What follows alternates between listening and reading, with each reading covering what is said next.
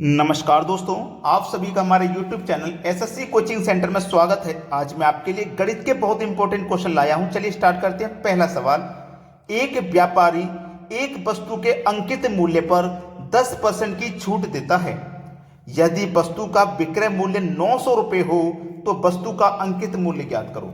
एक बात आप जानते हैं कि कोई भी वस्तु हो उसका जो भी मूल्य होगा अपने आप में 100% होगा। जो भी मूल्य होगा उस वस्तु का, अब 100% होगा ना। अब उस पर क्या हुआ, 10% की छूट दी गई। 100% का सामान था, उस पर 10% की छूट दी गई, तो हम सामान को कितने में बेचेंगे? 90% में बेचेंगे कि नहीं भाई? 10% का छूट दे रहे हैं तो हम दाम जो लेंगे, रुपया जो लेंगे वो 90% का होगा। तो हम कितने में बेच रहे हैं? यहाँ पे 900 रुपये में, यानी कि 90% में बेच रहे हैं, रुपए में बेच रहे हैं 900 रुपये में। अब हमें क्या करना, 100% का मान बताना। तो कैसे बताएंगे? इस 900 में इस 90 से डिवाइड कर दो। 100% का मान निकालने के लिए 100 से गुना। 900 में 90 से जब डिवाइड करेंगे तो 1% का मान निकलेगा, और 100% का निकालना है तो 100 से गुना कर देंगे। तो देखो, 0 से ये 0 गया, 9 धामे 90 10 गया, और 10 का गुना 100 से कर देंगे तो ये कितना हो जाएगा भैया? 1000। ठीक है, ये हुआ आपके प्रश्न का बिल्कुल सही जवाब। देखिए किस ऑप्शन में मिलेगा 1000? बी ऑप्शन में। अब देखेंगे अगला प्रश्न। अगला प्रश्न है, यदि एक ड्राइवर कार को 15 मीटर पर सेकंड की चाल से चलाता है तो उसके द्वारा 3 घंटे 20 मिनट में तय की गई कुल दूरी ज्ञात करो। ध्यान देना मेरी एक बात को, कि जो चाल दी गई है वो मीटर प्रति सेकंड में है, जबकि समय घंटे में है, और दूरी किलोमीटर प्रति घंटे में पूछ रहा है। तो चाल को भी आप किलोमीटर प्रति घंटे में चेंज करेंगे। तो चाल हमारी कितनी है? 15 मीटर प्रति सेकेंड की। हम इसे किलोमीटर प्रति घंटे में चेंज करेंगे, यानी कि बड़ी यूनिट में चेंज करेंगे। तो बड़ी संख्या ऊपर रखेंगे 18 बटे में 5। तो 5 तिया 15, 18 ती 54। तो 54 किलोमीटर प्रति आवर। एक घंटे में वो कितना चलेगा? 54 किलोमीटर। देखो, एक घंटे में चलेगा 54, फिर दूसरे घंटे में चलेगा 54, फिर तीसरे घंटे में चलेगा 54। टोटल 3 घंटा 20 मिनट चल रहा है ना।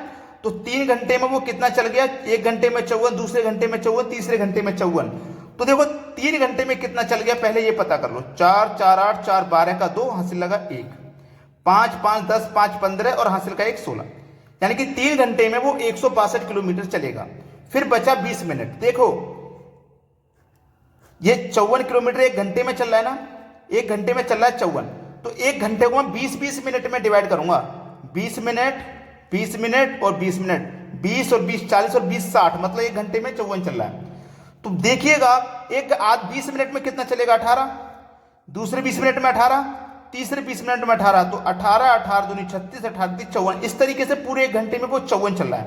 ठीक है, तो बचे हुए 20 मिनट में वो कितना चलेगा? 18 किलोमीटर। तो हम क्या करेंगे, इस 162 में 18 और प्लस कर देंगे।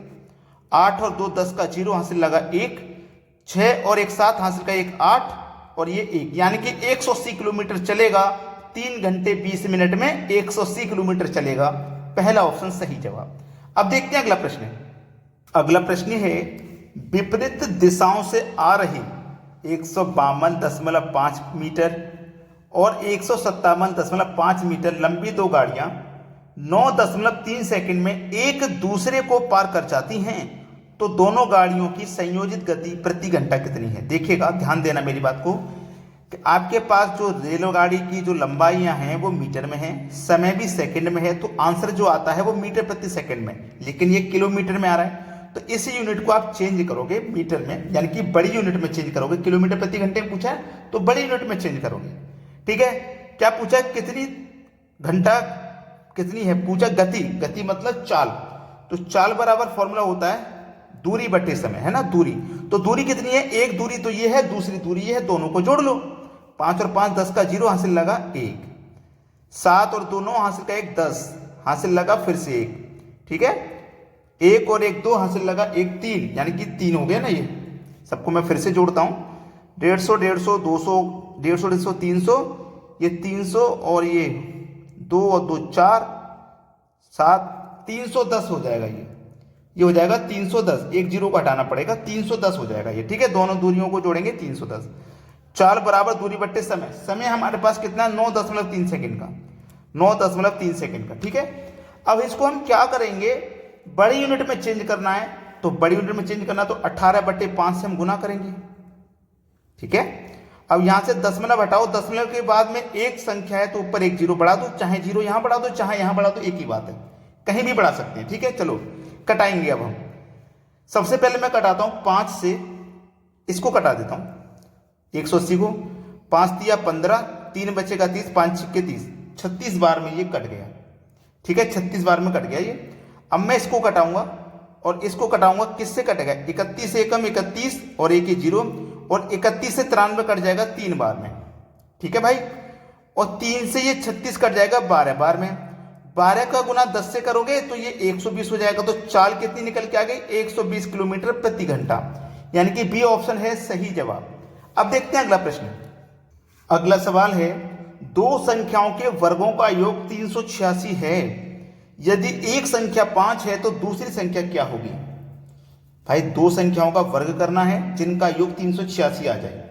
ठीक है, कोई दो संख्या ऐसी लो, जैसे मैं आपको एक एग्जांपल के तौर पे बताता हूं, ये मैंने पहली संख्या ले ली, ये मैंने दूसरी संख्या ले ली, दोनों का मैं क्या करूंगा, वर्ग, और वर्ग का योग करूंगा तो कितना आना चाहिए, 386 आना चाहिए। ठीक है, 386 आना चाहिए। अब देखिएगा 386 आना चाहिए, मुझे इतना मालूम है। अब 386 आना ही चाहिए, और ये क्या है मेरा 386, और मुझे ये पता है कि मेरी पहली संख्या 5 है, एक संख्या 5 है, तो दूसरी संख्या ही तो पता करनी है हमें। एक संख्या तो पता है 5, तो 5 का स्क्वायर तो 25 होता है। ठीक है, तो 5 का स्क्वायर यानी कि 386 में से मैं 25 को माइनस कर दूंगा, दूसरी संख्या पता लग जाएगी क्या है। 6 में से 5 जाएगा 1, 8 में से 2 जाएगा 6 और ये 3, ये क्या आ गया 361 आ गया। और 361 क्या होता है, 19 का स्क्वायर, तो दूसरी संख्या मेरी 19 हो जाएगी। दोनों को जोड़ेंगे, 19 का स्क्वायर 361, दोनों को जोड़ दो भैया 386 हो गया। ठीक है, 386 हो गया। तो जब मेरी पहली संख्या 5 है तो दूसरी संख्या क्या हो जाएगी, 19, जो कि मेरे बी ऑप्शन में दिया गया है। अब देखते हैं अगला सवाल। अगला सवाल है, यदि दो संख्याओं के योग का अंतर 20 तथा 8 हो तो उन संख्याओं के वर्गों का अंतर क्या होगा। बहुत अच्छा सवाल है। देखिए, दो संख्याओं का जो योग है ना, वो कितना दिया गया आपको 20, और जो अंतर है वो क्या दिया गया आपको 8, और आपसे पूछा इनके वर्गों का अंतर। तो सबसे पहले तो हमें वो दोनों संख्या निकालनी पड़ेंगी क्या है। तो संख्या निकालने के लिए हम क्या करते हैं, बड़ी संख्या निकालते हैं और एक छोटी। तो बड़ी निकालने के लिए दोनों को जोड़ के 2 से डिवाइड, दोनों को जोड़ूंगा तो 28 हो जाएगा, और 2 से डिवाइड करूंगा तो 14 हो जाएगा। ये बड़ी संख्या है। अब हमें छोटी भी निकालनी है, तो छोटी निकालने के लिए वही लिखेंगे, जो योग है हमारा 20 उसे लिखो, और जो अंतर है हमारा 8 उसे लिखो। बड़ी संख्या निकालते हैं तो दोनों को जोड़ के डिवाइड करते हैं, छोटी निकालते हैं तो दोनों का अंतर करके डिवाइड। तो 12, वो 20 और 8 का अंतर 12, इसको 2 से डिवाइड कर दो तो 6, तो छोटी संख्या होगी हमारी 6। अब इनके वर्गों का अंतर क्या होगा, ये पूछा ना, वर्गों का अंतर।